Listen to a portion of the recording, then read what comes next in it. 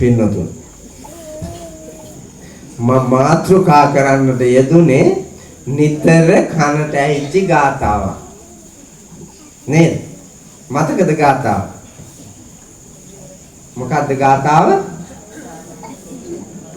ඕ උත්ථානවතෝ සතිමතෝ සුචිකම්මස්ස නිසම්මකාරිනෝ සංඤතස්සච ධම්ම ජීවිනෝ අප්පමත්තස්ස යසෝභි වඩ්ඩති.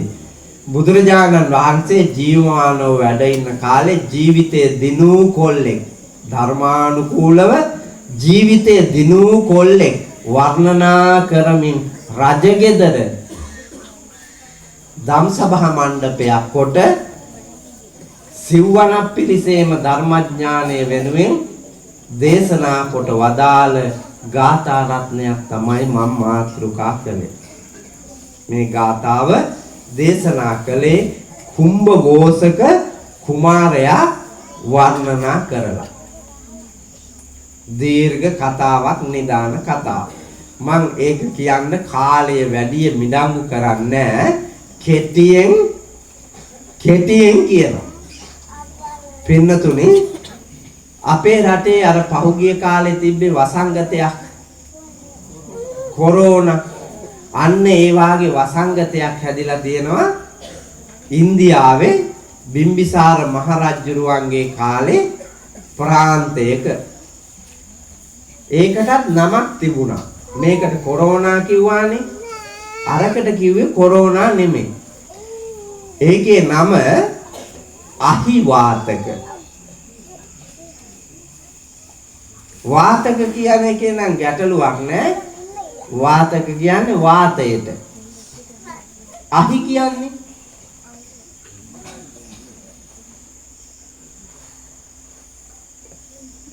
මොකක්ද අහි කියන්නේ? ඔයාලා දැකලා තියෙනව නේද අහි කුන්ටිකයෝ? ඈ?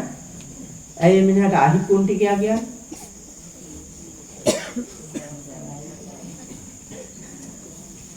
අහි කුන්ටිකයෝ මෙහෙත් ඉන්නවද?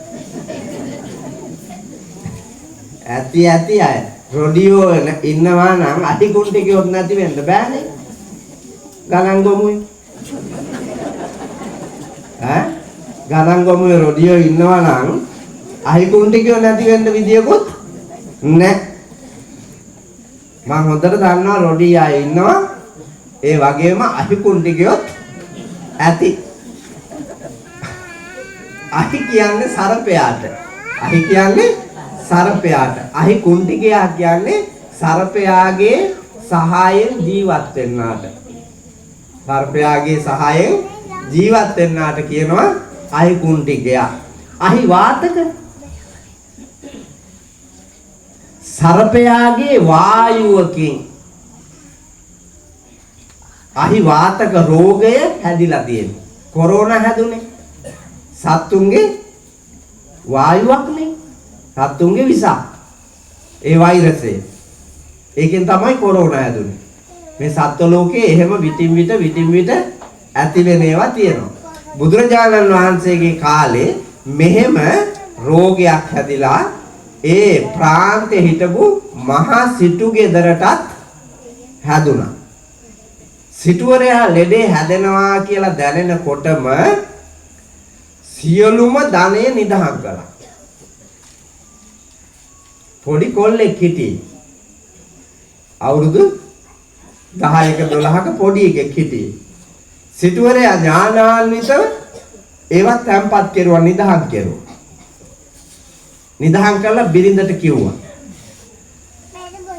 මට රෝගේ හැදිලා හිවාතක කියලා. ඒ ගමන මහත්තයාව කාමරයකට දාලා වැහුවා. බබාට යන්න දුන්නේ නැහැ. ඒ පැත්තට වෙන් කළා. බලන්නකො ඒ කාලේ විද්‍යාව දියුණු නැද්ද? විද්‍යාවේ දියුණුම කාලේ බුදුහාඳුරෝ ඉන්නපු කාලේ. හදලා තියෙන ගොඩනැගිලි බලන්න ඉන්දියාවට යන්න ඕන. ඒ කාලේ කරපු ගල් කැටයන් බලන්න අපේ ලංකාවම ඇතිනේ නේ. කළු ගල් වලට ජීවය දීලා තියෙන. දැන් ඉන්න එක්කුට පුළුවන්. දැන් ඉන්නේ අතින් පිහලා දැම්මා වාගේ කළු ගල්. ඒ තරම් සුමට කරලා.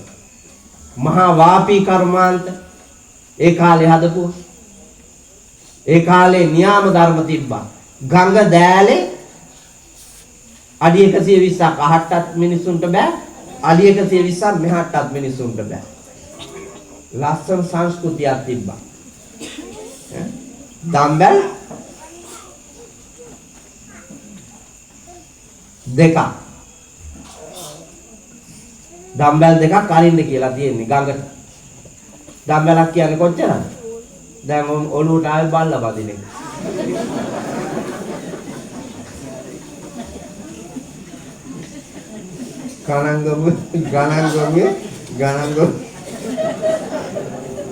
ගණන්ගොම එකෙක්වත් දන්නවද මේ ඉන්න කාන්තා පරම්පරාවේ දම්බැල දන්නේ. අපි චූටි කාලේ චක්‍රයක් තිබුණා.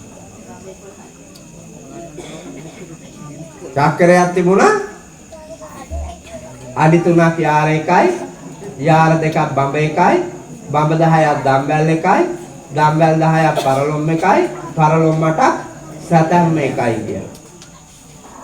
දම්බැල් 10යි කියලා කියන්නේ අඩි 60යි. 120යි 120 එව්වත් දෙකක් වෙනකොට 240යි. බලන්නකෝ ගඟ දෑල එකෙක්වත් ගහගෙන යන්නේ ඒ 240 අල්ලලා තිබ්බා. මේ සැරේ පෙන්නුවානේ මේක අයිති මට කියලා. පෙන්නුවා නේද ගඟ? මේ කෑල්ල අයිති මට. ඒකෙන් අයින් වෙන්න.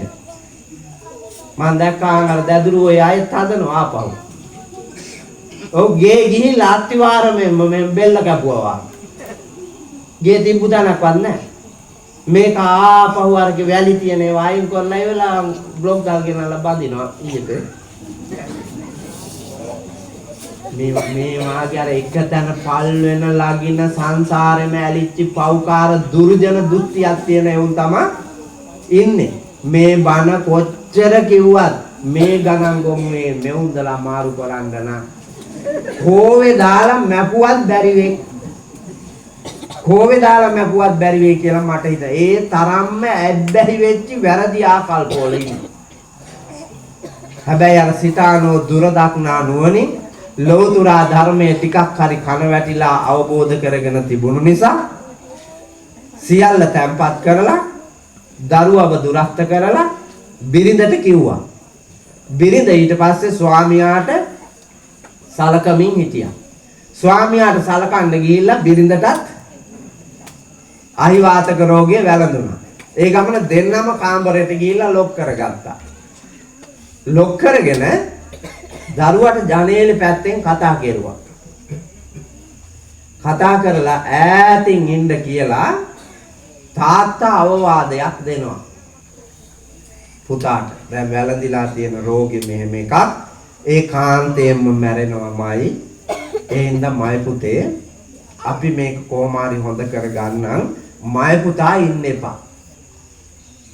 මයි පුතා මේ ගෙදරින් යන්න ඕනේ, මේ ප්‍රාන්තයෙන් යන්න ඕනේ ඈත පළාතකට. කොල්ලා මීහරකා වාගේ අඬනවා. චූටි එකානේ ඉතින්. අම්මයි තාත්තයි මැරෙනවා.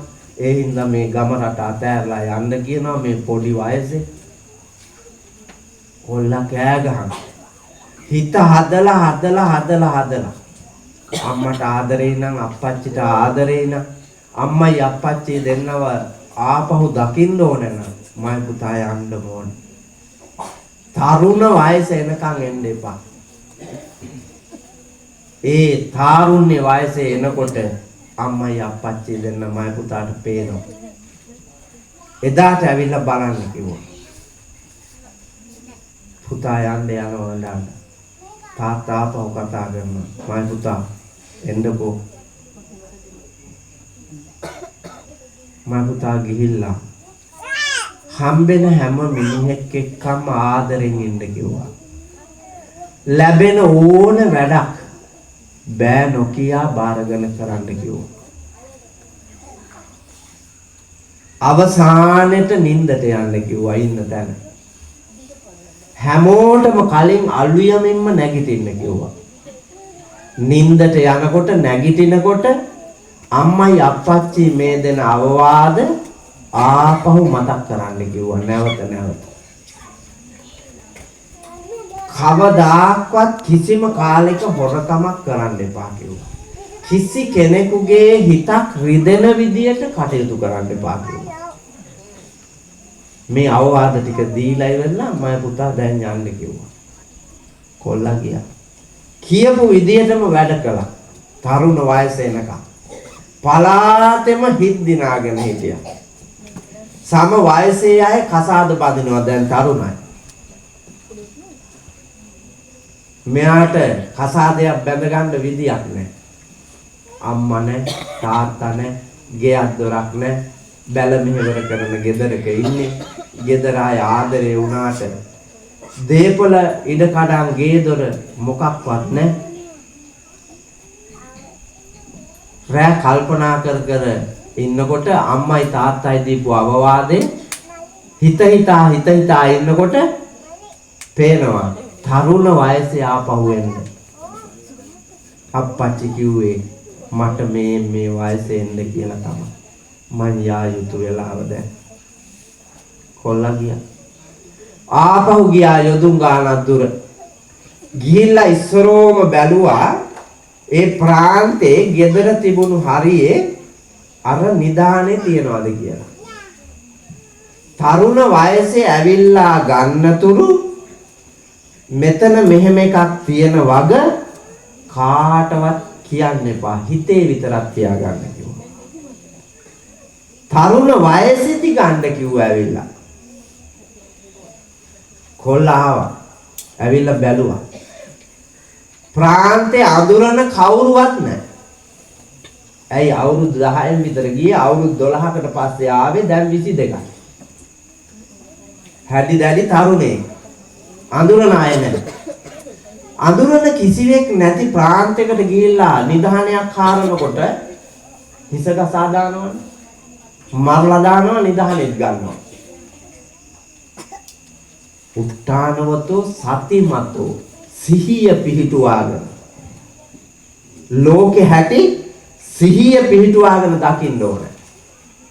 එහෙම දැකලා කටයුතු කරන්න ඕනේ. වෙහස මාංශ වෙලා වැඩ කරලා සිහිය පිහිටුවාගෙන හිටපු කොල්ලා කල්පනා කරනවා මේක ගන්න ඕන වෙලාව නෙමෙයි. මේ පලාත හොඳින් අඳුරන ආදරය කරන දවසට මම මේක ගන්නෙ. බාන්න ඉවසීම.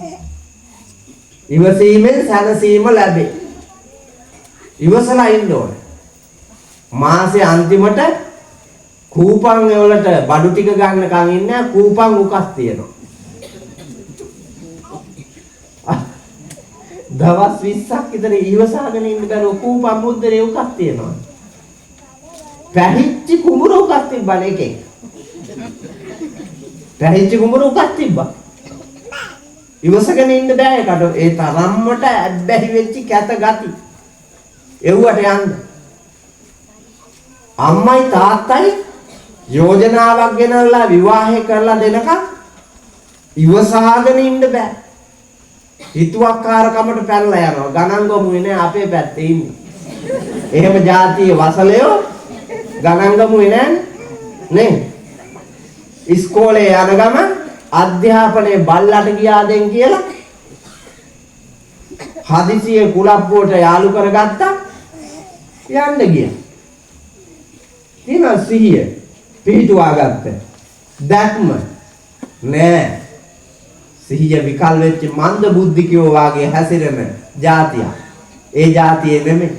සුවිශේෂ සම්මා දිට්ඨියෙන් මෞපිය අවවාද අනුශාසනා ගෙදර බුදුවරයන් දෙවිවරුන් වාගේ සලකා මෞකමට පියකමට ගරු කළ පුත්‍රයා ඒ නියමයෙන් එහා කොල්ලා වැඩ කරන්නේ. කොල්ලා ඒ ආපු ප්‍රාන්තේ තරුණ වයසේ කුලී වැඩක් කෙව්වා. ගෙදරකින් දුන්නා. ඒ ගෙදර තියෙන වැඩ පවරලා මේවා කරපන් ඔබට ඒකට පඩියක් දෙන්නම් කියලා.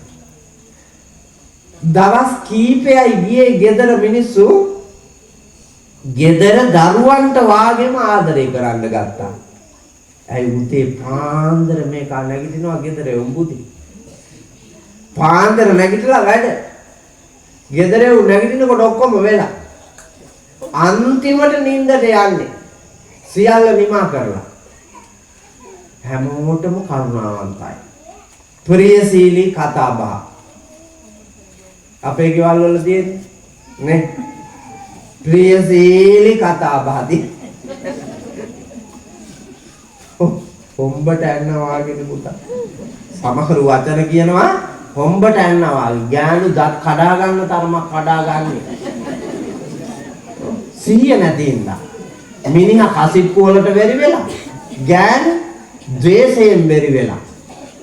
ද්වේෂයෙන් මත් වෙලා ගෑණි, මෝහයෙන් මත් වෙලා ගෑණි, කසිප්පුකාර තමන්ගේ මිනිහාව හසුරුවා ගන්න ගෑණිට මොලේ නැහැ.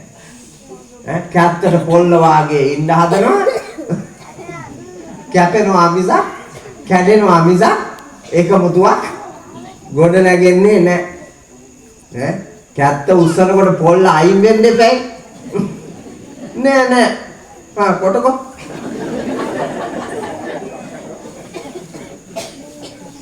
එහෙම තමයි දත් කඩාගන්නේ. මට මතකයි ගල්පියා පොලිසියට දත් දෙකක් තොතාගෙන ගෑණියෙක් ආවා. මිනිහා ගහලා දත් දෙක කැඩෙන්න. මේක සීරියස් කේස් එකක්. අරකට හිරේ යන්න තිබ්බේ. මගේ මිත්‍රයෙක් හිටියා කීර්ති ජයන්ත කියලා OIC මහත්තයා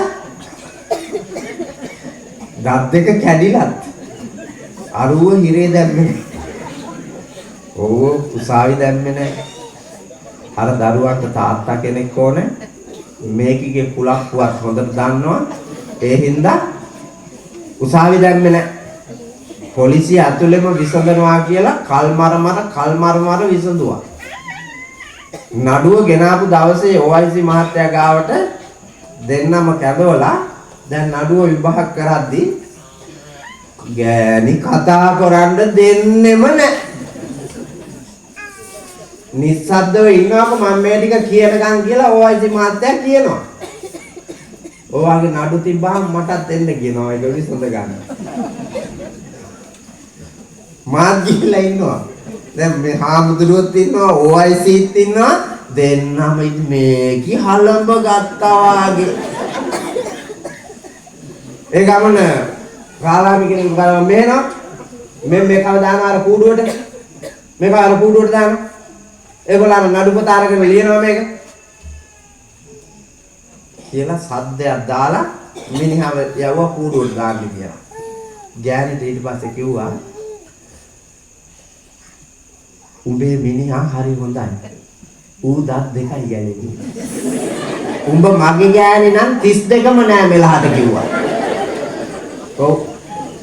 මේ මමත් ඉදිරියේ මේ ශ්‍රී ලංකා පොලිසිය ඇතුලේ මේ හාමුදුරුවෝ ඉදිද්දී පන්සල ඇතුලේ තෝ රංගපාන තාලේ හැටියට ගෙදර කොහොම ඇද්ද?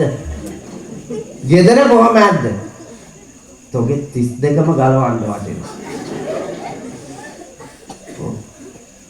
අරකව හිරේ දානවා තෝ පල්කි. උසාවි දාන්න නැතුව කල්මරමර දින දිදී පොලිසියට එන්න කියලා OIC මහත්තයා මගේ ඇරියා. ගෑණි බස් එකේ එනවා මිනිහත් තපල් 90 එනවා.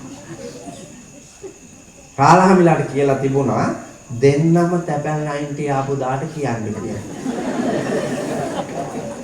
මාස දෙකකට විතර පස්සේ දෙන්න තපල් 90 එනවා. ඉවරයි නේ. එදා ඔෆිස් එකට එන්න කියලා OIC මහත්තයා කිව්වලු අර පොත ගේනවා. අද තමයි දිනේ මේක ලියනවා මේ මිනිස්සයා පූර්ණ ලෙස ගෘහස්ත ප්‍රචණ්ඩත්වයේ පාවිච්චි කොට තම බිරිඳගේ දත් දෙක ගැලවූ නිසා මේ අමානුෂික වදහිංසනයේ මත මොහු රිමාන්ඩ් භාරයට ගත්තා කියලා ලියන්න කියනවා. මාත්‍ය මේ වතාවට අපි බලමු. ගෑණි කිව්වලු මේ දත් දෙකක් නැද. මේ වතාවට බලමු කිව්වා. බලන්න.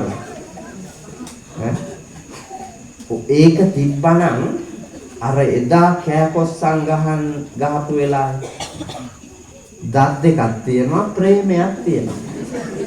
දත් දෙකක් තියෙනවා ප්‍රේමයක් තියෙනවා. නින්දා ආක්‍රෝෂ පරිභව මොකක්වත් නැහැ. ලතා කියලා කියන්නේ ඕනෑම එකක් නමන්න පුළුවන් ගුණේ තියෙනවා. නිකන් නෙමෙයි ගෑනුන්ට ලතා කිව්වේ. වැලෙන්න පැද්දෙන්න නෙමෙයි. ඕන තැනකින් රින්ගන්න ඕන තැනක නැමෙන්න තද්ද කුණාටුවක් ආපු වෙලාවක උනත් පැත්ත වැටිලා හුලකට යන්න දෙනවා.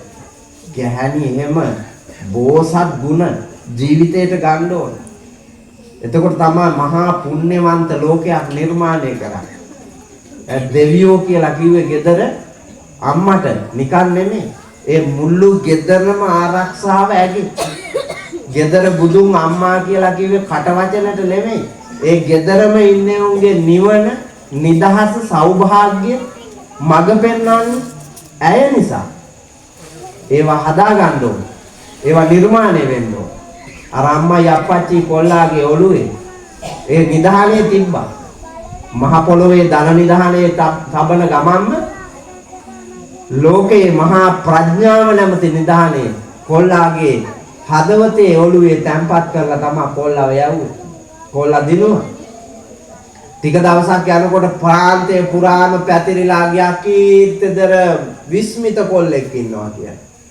ප්‍රාන්තේ අධිපතියාට ගම්මුලා දෑනියාට ආරංචි වුණා. ගම්මුලා දෑනියා හොයාගෙන ආවා. ඇවිල්ලා කොල්ලට කිව්වා ඒ ගෙහිමියෝ එක්ක ඇවිල්ලා හම්බෙන්න කියලා. ගියා. මං එන්නේ කියලා කිව්වේ රස්සාවක් දෙන්න කිව්වා. බං අපි මොකද කරන්නේ? රස්සා හොයා යන්න ඕනේ. කොල්ලා පුහුණු කරන ලද උතුම් මිනිස් ගුණ ටික හින්දා. වෙන මොනවත් නෙමෙයි. උත්තරීතර මිනිස් ධර්මනේ. ඒ වගේ වටිනාකමට ගම්මුලා දෑනියා හොයාගෙන ඇවිල්ලා පත්වීමක් දුන්නා. මොකද්ද පත්වීම? ප්‍රාන්තේ මෙව් උදේ පාන්දර ඇහැරවන්න කිව්වා. හැබැයි බුදි එන්න උදේම ඇහැරවන්න කිව්වා. කොල්ලා මොකද කියන්නේ? හොඳ සද්ද ඇහෙන කලගෙඩියක් හදාගත්තා. කලයටනේ කුඹය කියන්නේ. කලගෙඩියට ගහනවා. ගහනකොට සද්ද ඇහෙනවා.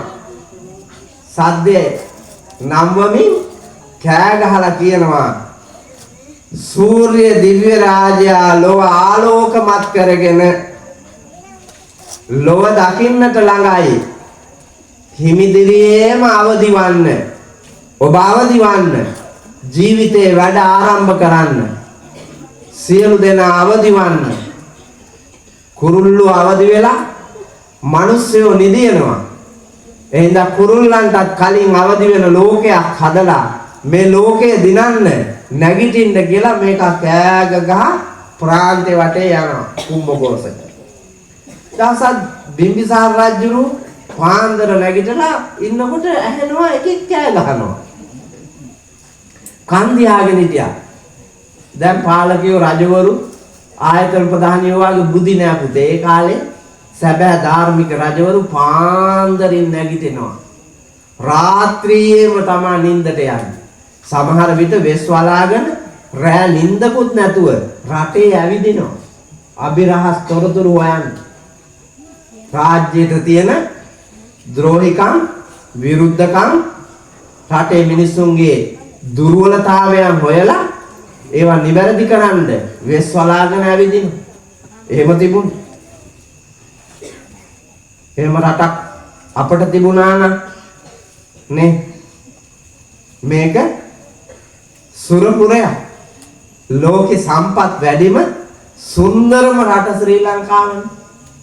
මම ලෝකේ වටේම ගියා. මේ වාගේ සොඳුරු රටක් මුළු ලෝකෙම නැහැ. ඇයි හැමදාම ඉර පායනවනේ අපේ රටට? නිතර වැස්ස වහිනවනේ අපේ රටට. හැමදාම හඳ පායනවනේ අපේ රටට.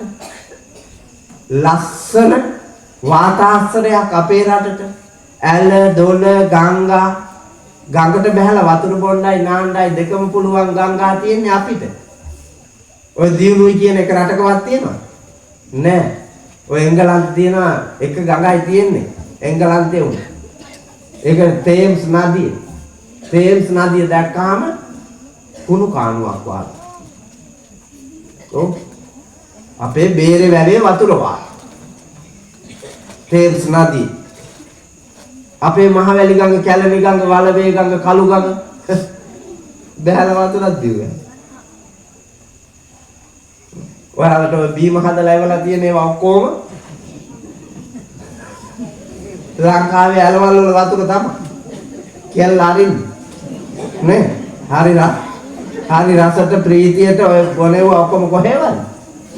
අපේ ගංගාවල වතුර. විශේෂයෙන් කැලණි ගඟේ වතුරෙන් බීම ඔක්කොම වාගේ හදන්නේ. ඔය බොන්නේ ප්‍රීතිය මේසේ උඩ තියාගෙන මෙහෙම. ප්‍රීතියෙන් ඒවා ඔක්කොම බොන. කසිප්පු පෙරන එක පෙරාපු වතුර ගෙනල්ලා කසිප්පු පෙරන්නේ.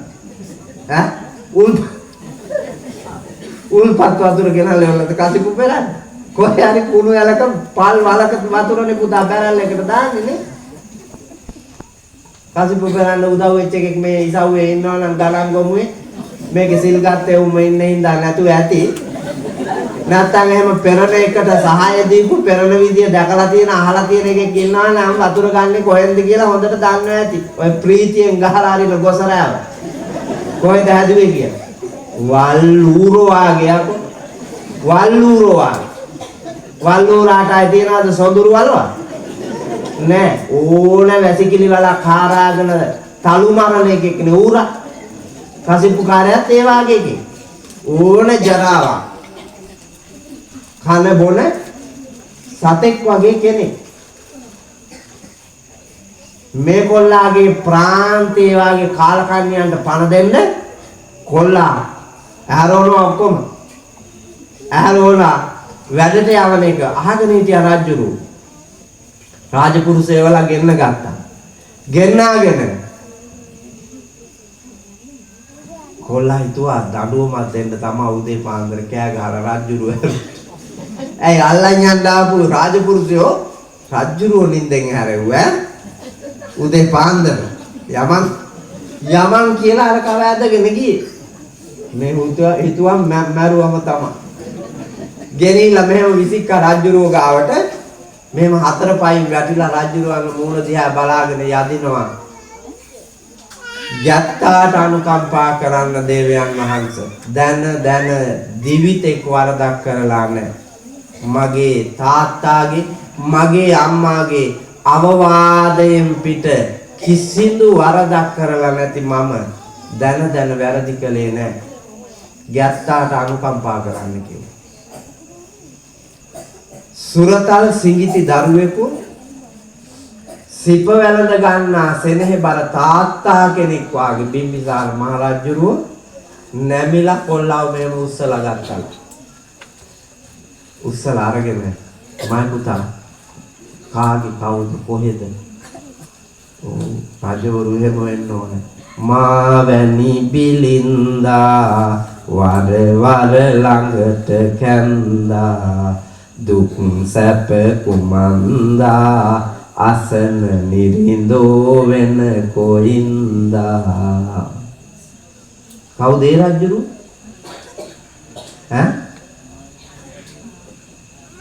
පෙරකුම්බා රජුරු. පෙරකුම්බා රජුරු ගැන රාහුල හාමුදුරුවෝ එහෙම කියනවා. එහෙම තමයි රජවරු ඉන්න ඕනේ. තාත්තලා දරුවෝ ඉදිරි එහෙම ඉන්න ඕනේ. පාලකයෝ රටවැසියෝ ඉදිරි එහෙම ඉන්න ඕනේ. ආයතන ප්‍රධානිය තමන්ගේ සේවකයෝ ඉදිරි එහෙම ඉන්න ඕනේ. පන්සලේ හාමුදුරුවෝ දායකයෝ ඉදිරි එහෙම ඉන්න ඕනේ. එතකොට තමයි ඒක ආලෝකමත් දේශයක් වෙන්නේ. බිම්බිසාර මහරජුරු කොල්ලව කෙලින් කරලා අරගෙන විස්තර ඇහුවා. කොල්ලා ඔක්කොම විස්තර කිව්වා. ඒ ගමන රාජපුරුෂයන් යවුවා නිධානයේ තියෙන තැනට කොල්ලත් එක්ක නිධානයේ ගොඩ ගන්න. නිදානේ ගොඩ ගත්තා. අරන් ඇවිල්ලා ගණන් කළා. 80 කෝටියක් ධනෙ. ප්‍රාන්තේ වැඩිම ධනෙ හිමි පුජ්‍යලයා වුණා කොල්ලා. ඒ ගමන මහ ධන සිටු පදවිය කොල්ලට දුන්නා. ගුණ ධර්ම වලින් බලන්නකො කරන්න පුළුවන් જાති. මම මේ පුටුවේ ඉන්නේ. ගණන් ගමුවේ මේ පුටුවේ මං ඉන්නේ. දහම් පාසල් ගිහිල්ලා ඉස්කෝලේ මගේ ගුරුවරු දීපු දැනුම ලබාගෙන මගේ අම්මා මට පෙන්නපු ලෝකය නෙමෙයි. රන් රිදී මුතු මැණික් ඉඩම් කඩම් යාන වාහන මොකක්වත් දිවිහිමියෙන් උරුම පවුලක කරපුරක එකෙක් නෙමෙයිනේ මම.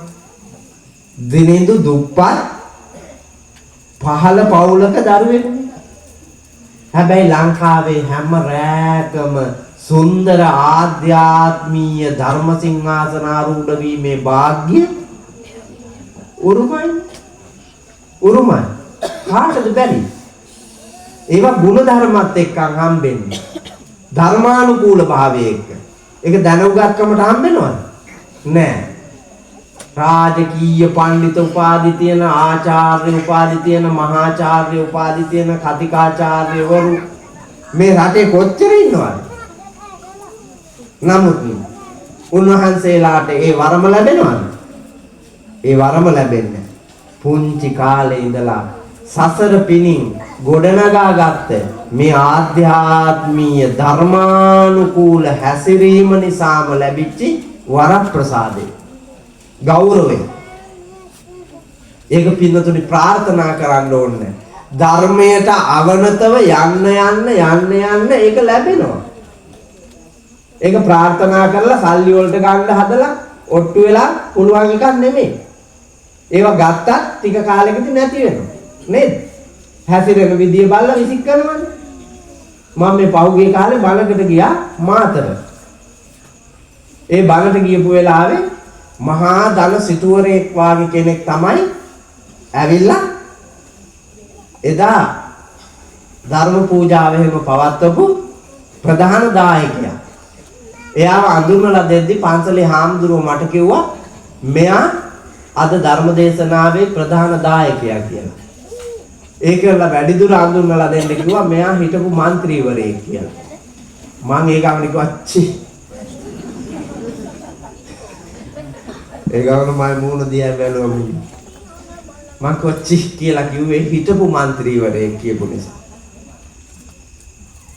දැන් ඉන්න മന്ത്രിවරයෙක් කිව්වනම් මම හොඳයි කියනවා. හේතුව හිටපු තැන උඹට නැති වෙලානේ. හිටපුනේ ඉන්න නෙමෙයි. ඇයි හිටපු තැන නැති උනේ? හිටපු තැන නැති උනේ මේ පළාතේ උඹ වැඩක් නැති ජරා චරිතයක් කියලා චික් කියලා අයින් කෙරුවා. මම ඒ චික් කියපු එකම තමයි මේ මිනිස්සු කියපු එක මං කිව්වේ. මේක ලස්සනට සංවිධානය කරලා බණ 4000ක් විතර සෙනග බණහන් ඇවිල්ලා මේ වාගේ හුඬුව වාගේ පන්සලක් නෙමෙයි මහා විශාල ඉඩකඩ තියෙන පන්සල් බිමක්. ඒකේ ලොකු අක්කර ගානක තියෙනවා මළුවක්. ඒ මළුව පිරීලා සෙනග මට බණට යන්න අමාරුයි දෙපැත්තේ සෙනග. ධර්ම පූජාත් සරුවට පැවැත්තුවා. පවත්තලා මං ඇවිල්ලා දවස් 7යි. බණ ඉවර වෙලා ඇවිල්ලා දවස් 7යි ප්‍රවෘත්ති වලට පෙන්නනවා මාතර අඟුණකොළ පැලැස්ස තලාවේ මහා කුඩු ව්‍යාපාරිකයා දැලේ. මහා කුඩු ව්‍යාපාරිකයා දැලේ කියලා මම බැලුවා දැලේ මොකಾದ ආවෙච්ච එක. බලනකොට මේක කියන්නකො ප්‍රධාන දායකත්වයේ දරාපු එක. බාන්න පුතේ මේ රෙදි අස්සේ හැංගිලා ඕනෑකට රඟපාන්න පුළුවන්. දුසිරිතෙන්ම ජීවිතේ අරගෙන යමින් ලෝකේ රවට්ටන්න හැදුවට తాවකාලිකයි. ඔය අපේ මහා ගෞරවය ලබාපු සිංහය වාගේ මිනිස්සු දැන් ඔක්කොම බලන්නකො බල්ලෝ වාගේ වෙලානේ විසි වෙනවා. මේ ලෝකේ එහෙම ප්‍රතික්ෂේප කරන දවසක් එනවා ඇත්ත දැකපුවාම. සත්‍ය ඉදිරියේ ප්‍රතික්ෂේප වෙනවා. බුදුරජාණන් වහන්සේ මතුවලා ආවේ 62ක් මිත්‍යා දෘෂ්ටික ආගම්යක් දෙන්නේ. ලෝකෙ ජරාව කලකදී අයින් කරනවා. සමහර ශාස්ත්‍රවරු තමන්ගේ ගෝලයොත් එක්ක ඇවිල්ලා පැවිදි වුණා. ඇත්ත දැකලා. ඔය පක්ෂේ මාරු කරන්නේ සමහර අය. හිතපු ගමන් පැනලා යන්නේ අනිත් පැත්තට. ඇත්ත දැකලම නෝගේ තියෙන පෙරේතකමට. ඇත්ත දැකලා නෙමෙයි. වල් ಜಾති. ආන් එවුන් බිල්ලට දාන්න ඕන කොහෙට හරි. මාරු කරන්නේ. ලෝකේ ඇත්ත දැකලා පැත්ත මාරු කරුවට කමක් නැහැ. හැබැයි වංචාවට, තණ්හාවට, තෘෂ්ණාවට, හොරකමට, වංචාවට මාරු කරන්නේ අපායට. ඒක අතාරින්න ඕන. දැන් අපිව රැවට්ටුවා මනම්පේරි. දැන් දවස් 7න් අපි දැනගත්තා ඇත්ත මේකයි කියලා. මනම්පේරි රැවටුණා. අපිව රවට්ටන්න හදපු මනම්පේරි රැවටුණා. ඌගේ අම්මව ඌ රැවට්ටුවා. ඌගේ තාත්තව ඌ රැවට්ටුවා. ගෑණිව රැවට්ටුවා. දරුවන්ව රැවට්ටුවා. පලාත රවට්ටවුවා. රවට්ටන්න හැදුවට කවුද රැවටුනේ? තමයි. ඒ හරහා ළඟ බැඳිලා හිටපු මිනිස්සු. ගෑණි මේක දැනගෙන හිටියා. ගෑණිත් ඉවරයි. අම්මා දැනගෙන හිටියා. අම්මත් ඉවරයි. තාත්තා දැනගෙන හිටියා. තාත්තත් ඉවරයි. දරුවෝ දැනගෙන හිටියා. දරුවොත් ඉවරයි. ළඟම මිත්‍රයෝ දැනගෙන හිටියා. මිත්‍රයොත් ඉවරයි. මෙලවත් පුතා ඉවරයි. පරලොවත් ඉවරයි. ඔක ඇත්ත. ඒ නිසායි ධර්මානුකූලව ලෝකයේ දිනන්න කියන්නේ කවදාවත් වරදින්නේ නැහැ. කවදාවත් වරදින්නේ නැහැ. කොල්ලා තමන්ගේ ජීවිතේ මහා නිදානයේ උරුමකම් කිව්වා. මහදන සිටු පදවිය ලැබුණා. ඊට පස්සේ රජුරු ඇහුවා මොකද පුතේ දැන් කරන්නේ? ඒකම කිව්වා අම්මයි තාත්තයි දෙන්න බලන්න ඕන කියලා. කොල්ලා දන්නව මැරිලා බා. මොකද්ද මේ කිව්වේ? අම්මයි තාත්තයි දෙන්නව සිහි කරන්න ඕනේ. අම්මයි තාත්තයි දෙන්න බලන්න ඕනේ. ඒ දෙන්නාට මං පින් දෙන්න ඕනේ කියලා දානයක් ලෑස්ති කෙරුවා රජගෙදර. ගෙදරක් නැහැනේ කොල්ලට.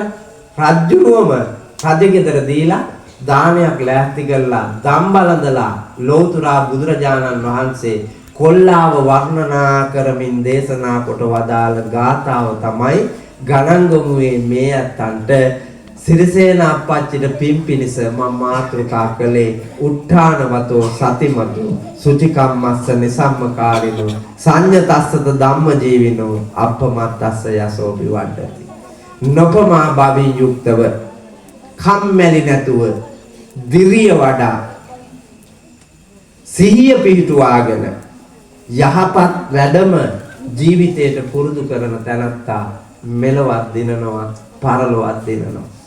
එහෙනම් ගෞරවයේ අභිමානයේ කීර්තිය මැදින් පොහොසත් ධනවත් ගුණවත් කම් මැද්දෙන් ලෞතුරා බුදුන් දැක නිවන් දැකීමේ වාග්ය මේ උත්තම චරිතය නිර්මාණය කරගත්තා සේම අපි මේ ඉන්න ස්ත්‍රී පුරුෂ ලොකු කුඩා ඕනෑම කෙනෙකුට පුළුවන්කම තියෙනවා ජීවිතේ දිනන්න. මම ගෝලයෝ 10-12 දෙනෙක් හදන්න කියලා මහන්සි වෙනවා පැවිදි කරන්න. නමුත් මේ සමාජයේ ආධ්‍යාත්මය කොච්චර වැටිලාද කියලා හඳුන්නේ ලංකාව වටේම යනවානේ මං. ඒ ගිහිල්ලා මේ නිදහස් දවසේ පැවිදි කරන්න කොල්ල 3 දෙනෙක් හොයනවා. දැන් අවුරුද්දකුත් ඉවරයි. කොල්ල 3 දෙනා හොයන්න මාන්සියක්. තව මාසෙයි හරියටම තියෙන්නේ. මාසෙකුත් නැහැ. නමුත් එක කොල්ලයි හම්බ වෙලා ඉන්නේ. ඇස් ඉස් මස්ලේ දන් දුන්නා බුදුහාමුදුරුවෝ බෝධි සම්භාර පුරා ගෑනු සාදු කියනවා මහ පොළොව කාලා. ඒ දානේ උතුම් කියලා මේ පූජාව උතුම් කියලා දැනගන්න මේ ඈ දැනගෙනද ඔය සාදු කියන්නේ? නෑ කුම්මැලි ගතිය තියාගෙන සාදු කියන දරුවේ නිකන් හිතන්නකො හැම රැයකම මාව හදපු අම්මටයි අප්පච්චිටයි පින් දෙනවනේ. මම පාරේ යනකොට පාර දිගේ ඉන්න මිනිස්සු මම වීදුරුවෙන් දැකලා වඳිනවනේ. වීදියේක බැස්සොත් එහෙම වීදියේක යන්නේ උන් දුවගෙන ඇවිල්ලා වන්දනා කරනවනේ. පැවිද්ද ඒ තරම් බෝසත් පින්වත් එකක්. බෝසත් පින්වත්. නමුත් එතෙන්ට දරුවෙක් ඔය යවන්න කැමති නැහැ. කුඩුකාරයෙක් වෙනවට කැමති. ගංජාකාරයෙක් වෙනවට කැමති. මේ ගණන් ගමුනේ නැද්ද කුඩු බොන, ගංජා බොන, කසිප්පු බොන දරුවෝ මේ වදාපු අම්මලාට දැන් ගරුද? හදාපු තාත්තලාට ගෞරවයද? නෑ. පන්සල් වැහෙනවා. පන්සල් පාළු වෙනවා. ශාසනයේ අභිවෘද්ධිය රැකගෙන පින්වත් මිනිහෙක් හැටියට ලෝකය දිනු චරිතයක් හැටියට බහුශ්‍රත වන්දනීය චරිතයක් හැටියට තමන්ගේ පුතා ජීවත් වෙනවා දකින්න පැවිද්දට දෙන්න කැමති නැති මේ මිනිස්සුන්ට මොන බෝසත් ගතිද පුතා? මොන බොදුණු ගතිද? තවත් තියෙන රාගික කෙලස් බර ආසාවෙන් යුක්ත ජීවිතයක්. අන්නේ කුඩු කේඩු පුඩු මාන්නාදික මෝඩ ගති දුරලමින් සත්‍යවාදී ලෝකයක් දකින්නට සිරිසේන බාසුන් නැහැ. විහාරස්ථානයේහි සියලු කටයුතු වලට සහ සම්බන්ධ වී පිම්පිරු චරිතයක් නිසා උන්දාට පින් පිනිස අපි සිද්ධ කරන ලද මේ මහා කුසලයාගේ බලයෙන් එතුමාට ප්‍රඥාව පහළ කොට සසර දුක් නිවන වාසයේම අද බණ ඇසූ ඔබේද ප්‍රඥාව දුරලමින් ප්‍රඥාව ලැබමින් මෝඩකම දුරලමින් පින්වත් බෝසත් ගමනක් යන්න ඔබ හැම දිනාටම මේ තුනුරුවනේ ආශිර්වාදේ ධර්මඥානය ලැබීම තුලින් ලැබේවා ලැබේවා ලැබේවා කියන හැඟීමෙන් සාදු කියලා හැමෝම දෙවියන්ට පින් දෙන්න. ආකාසට්ටා ච බුම්මට්ටා දේවානාගා මහිද්దికා පුඤ්ඤන්තං අනුමෝදිත්වා චිරන් රක්ඛන්තු ලෝක සාසනං. ආකාසට්ටා ච බුම්මට්ටා දේවානාගා මහිද්దికා පුඤ්ඤන්තං අනුමෝදිත්වා චිරන් රක්ඛන්තු ධම්මදේශනං. ආකාසට්ටා ච බුම්මට්ටා දේවානාගා මහිද්దికා පුඤ්ඤන්තං අනුමෝදිත්වා චිරං රක්ඛන්තු ත්වං සදාති. සියලු දෙනාම දෑත නරලේ තියාගෙන හයියෙන් සාදුකාරයක් පවත්වන්න.